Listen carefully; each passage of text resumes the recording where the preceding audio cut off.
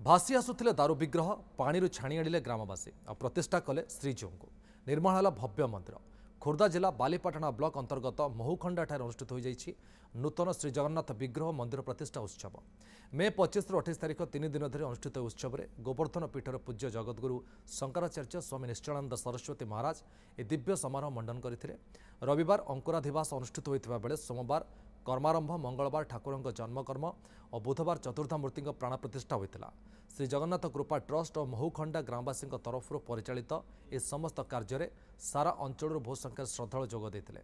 1997 मसीह बालिअंतादी जाइथिबा गोप branch canal रे महाप्रभु श्री जगन्नाथ और देवी सुभद्रा विग्रह और अन्यपटे किछि दूर बलभद्र मूर्ति केनाल भासी जाउथिबा देखा मिलता। स्थानीय लोके दारू विग्रह को पानी साउंटी आनी एक अस्थायी मंच रखिते। पर नुआक सुदर्शन मूर्ति आनी प्रभु सह रखा पूजा करागला।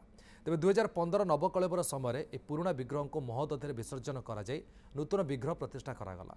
पर स्थानीय लोकों दान और श्रम 3 एकर 64 डिसमिल जगह उपर नूतन भाव सुरम्य मंदिर प्रतिष्ठा होइछि।